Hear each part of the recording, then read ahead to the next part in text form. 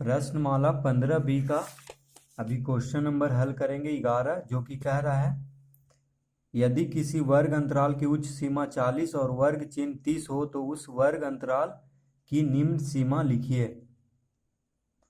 तो question number 11 में हम ये फॉर्मूला लगाएंगे। देखिए, वर्ग अंतराल का वर्ग चिन्ह बराबर उच्च सीमा प्लस निम्न सीमा बटा 2।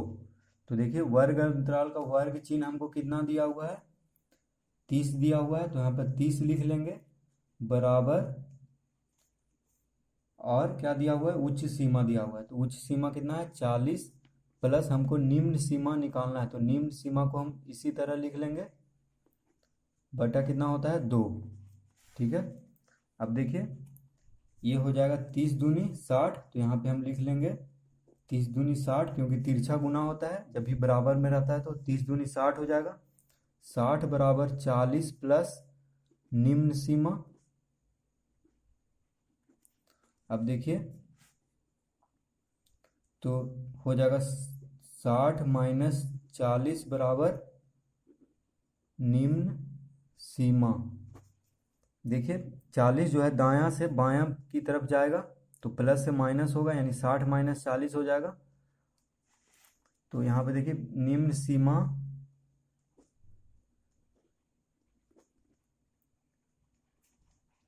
निम्न सीमा बराबर कितना आ गया, 60 में से 40 गया, यानी 20 इसका आंसर होगा।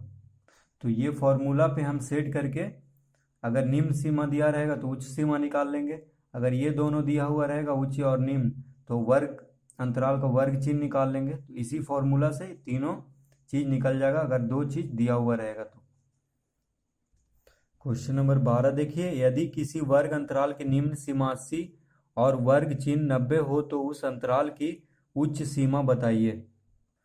तो इसका देखिए यही फॉर्मूला लगाएंगे, वर्ग अंतराल का वर्ग चिन्ह बराबर उच्च सीमा प्लस निम्न सीमा बटा 2। तो यहाँ पे वर्ग चिन्ह हमको 90 दिया हुआ है और निम्न सीमा 80 दिया हुआ है, हमको निकालना है उच्च सीमा। ठीक है, तो यहाँ पे बटा 2 लिखेंगे, उच्च सीमा प्लस निम्न सीमा बटा 2। अब देखिए 90 दूनी कितना होगा 180, क्योंकि तिरछा गुना होता है जब भी बराबर में रहता है, तो 90 दूनी 180 लिख लेंगे बराबर उच्च सीमा प्लस 80। अब देखिए उच्च सीमा इधर ही दायां तरफ ही रहेगा बराबर के, और 80 को हम दायां से बायां तरफ भेजेंगे तो 180 माइनस 80 हो जाएगा, प्लस से माइनस हो जाएगा। तो उच्च सीमा बराबर 100 माइनस 80, यानी 100 इसका आंसर होगा, उच्च सीमा। क्वेश्चन नंबर 13 देखिए, सिद्ध कीजिए कि वर्ग अंतराल a माइनस बी का वर्ग चिन्ह वही है जो वर्ग अंतराल 2a minus B minus 2a minus B से 2b माइनस a का है। देखिए यहाँ पे a से b का वर्ग अंतराल कह रहा है कि वर्ग चिन्ह वही है, इसका a से b का वर्ग चिन्ह वही है जो 2a माइनस बी से 2b माइनस a का वर्ग चिन्ह है। तो इसको हमको सिद्ध करना है। तो देखिए इसमें लिखेंगे वर्ग अंतराल a से b का वर्ग चिन्ह बराबर क्या होता है, उच्च सीमा प्लस निम्न सीमा बटा 2। तो यहाँ पे देखिए उच्च सीमा कौन है, b है। ठीक है, वर्ग अंतराल में हमेशा जो बाद वाला होता है वो उच्च सीमा होता है और पहले वाला होता है जो निम्न सीमा होता है। तो यहाँ पे लिखेंगे उच्च सीमा b प्लस निम्न सीमा a बटा 2। तो हो जाएगा देखिए b प्लस a बटा 2, ये हो गया इसका वर्ग अंतराल a से b का वर्ग चिन्ह हो गया b प्लस a बटा 2। अब देखिए वर्ग अंतराल 2a माइनस बी से 2b माइनस a का वर्ग चिन्ह क्या होगा, उच्च सीमा जो कि है 2b माइनस a, दूसरा वाला उच्च सीमा होता है तो इसको ले लेंगे 2b माइनस a प्लस निम्न सीमा 2a माइनस बी बटा 2। तो देखिए उच्च सीमा प्लस निम्न सीमा बटा 2 होता है वर्ग अंतराल का वर्ग चिन्ह का फॉर्मूला। तो यहाँ पे हम लिखेंगे 2b minus 2b 2b minus a जोड़ निम्न सीमा है 2a माइनस बी, तो यहाँ पे लिखेंगे जोड़ 2a माइनस बी। यहाँ पे देखिए ये माइनस है, गलती से प्लस लिखा गया था, यहाँ पे देखिए माइनस है क्वेश्चन में भी, तो यहाँ पे लिखेंगे माइनस 2a माइनस बी बटा 2।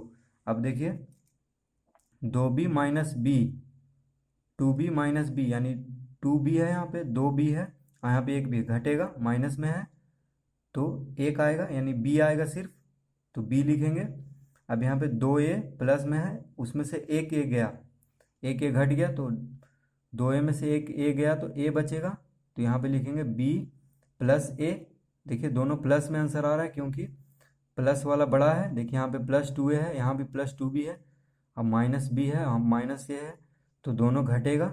2b में से 2b में से b गया तो b बचा, फिर 2a में से a गया तो प्लस a बचा बटा 2। तो देखिए सिद्ध हुआ, क्योंकि यहाँ भी देखिए b प्लस a बटा 2 आया था, इसका वर्ग अंतराल a माइनस बी का वर्ग चिन्ह, और वर्ग अंतराल 2a माइनस बी से 2b माइनस a का वर्ग चिन्ह भी आया है b प्लस a बटा 2, तो दोनों का बराबर आया है, इसीलिए यहाँ पे लिख देंगे सिद्ध हुआ। क्वेश्चन नंबर 14 देखिए, वर्ग अंतराल 10 से 20 और 70 से 80 के वर्ग चिन्हों का माध्य लिखिए। तो इसमें देखिए पहले लिख लेंगे वर्ग अंतराल 10 से 20 का वर्ग चिन्ह बराबर क्या होगा, उच्च सीमा। देखिए उच्च सीमा कौन है, 20 है, क्योंकि दूसरा वाला उच्च सीमा होता है और पहला वाला निम्न सीमा। तो उच्च सीमा 20 प्लस निम्न सीमा 10 बटा 2। अब देखिए 20 प्लस 10, 20 प्लस 10 बटा 2 कितना हो जाएगा, 20 10 कितना हुआ 30। ये देखिए 10 है, ठीक है, एक है, ये एक और 0 10, तो 20 10 कितना होगा 30, 30 बटा 2 होगा 15। तो वर्ग अंतराल 10 से 20 का वर्ग चिन्ह आ गया 15। अब देखिए वर्ग अंतराल 70 से 80 का वर्ग चिन्ह, तो वर्ग चिन्ह बराबर क्या होता है, उच्च सीमा, उच्च सीमा यहाँ पे 80 है, दूसरा वाला उच्च सीमा होता है, प्लस निम्न सीमा है 70, तो दोनों को जोड़ करके बटा 2 करना है, ये फॉर्मूला है, ठीक है। वर्ग चिन्ह बराबर उच्च सीमा प्लस निम्न सीमा बटा 2। अब देखिए 80 प्लस 70, 80 जोड़ 70 बटा 2, 150 बटा 2, 80 70 150 बटा 2 होगा 75। तो वर्ग अंतराल 70 से 80 का वर्ग चिन्ह आ गया 75। अब कह रहा है कि दोनों का वर्ग चिन्हों का माध्य निकालिए, यानी दोनों के वर्ग चिन्हों का माध्य हमको निकालना है। तो यहाँ पे हम लिख लेंगे दोनों के वर्ग चिन्हों का माध्य बराबर, पहला का देखिए वर्ग चिन्ह आया था 15 और दूसरा का आया था 75, 15 प्लस 75 बटा 2, माध्य निकालना है, तो यानी बीच वाला, तो हम दोनों को जोड़ करके 2 से भागा देंगे, ठीक है। तो 15 75 कितना हुआ 90, 90 बटा 2, 2 से भागा देंगे तो 45। तो इसका दोनों के वर्ग चिन्हों का माध्य हमको निकालने की कह रहा था, जो कि निकल गया है 45, इसका आंसर होगा।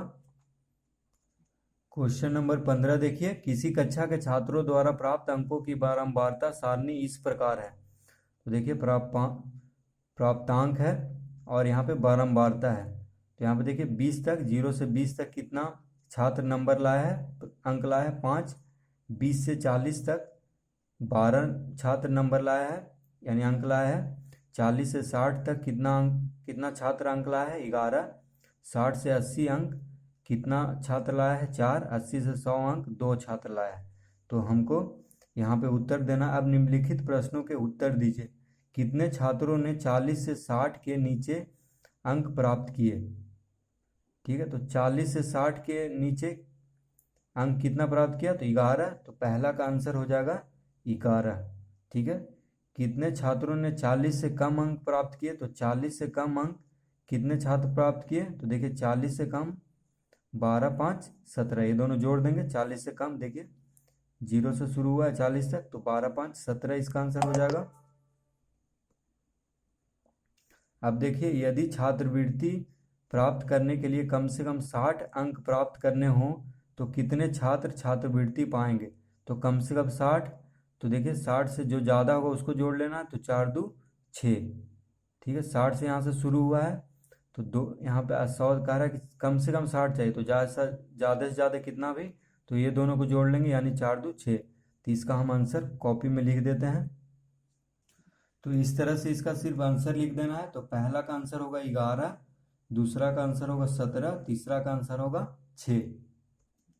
फिर से समझ लीजिए, इसको देख करके हमको इसका आंसर देना है। तो देखिए कितने छात्रों ने 40 से 60 के नीचे अंक प्राप्त किए, तो 40 से 60 के नीचे यानी 40 से 60 के तक, ठीक है, इसी के बीच में 40 से 60 के नीचे, 40 से ऊपर और 60 के नीचे, देखिए यहीं पे आ रहा है। देखिए 40 से 60 तक के नीचे, तो 40 से यानी 40 के ऊपर और 60 के नीचे, तो 11 आ रहा है। इसका कितना बारंबारता है 11, यानी छात्र है 11, तो इसका आंसर हो जाएगा 11। ठीक है, यही हमको समझना है यहाँ पे। और देखिए कितने छात्रों ने 40 से कम, तो 40 से कम में ये भी आ जाएगा, क्योंकि 40 से कम में देखिए 0 से शुरू होगा 40 तक, 40 से कम तो 12 5 17, ये दोनों को जोड़ेंगे। ठीक है, ये हमारा अंक दिया हुआ है ऊपर, नीचे कितना छात्र इतना अंक लाया है वो दिया हुआ है बारंबारता। अब देखिए तीसरा, यदि मतलब कम से कम 60 अंक प्राप्त करने हो, तो कम से कम 60 है, तो यानी ज़्यादा से ज़्यादा कितना भी होगा, तो 60 से शुरू करेंगे। तो 60 से 80 लाया है 4 और 80 से 100 लाया 2, यानी दोनों जोड़ देंगे तो 6 विद्यार्थी को जो है छात्रवृत्ति मिलेगा। ठीक है, तो इसमें 6 4 2 6 हो जाएगा। तो यही 3 हमको आंसर देना है इसको देख करके। तो इस वीडियो को देखने के लिए धन्यवाद। अच्छा लगा हो तो सब्सक्राइब कर दें चैनल को।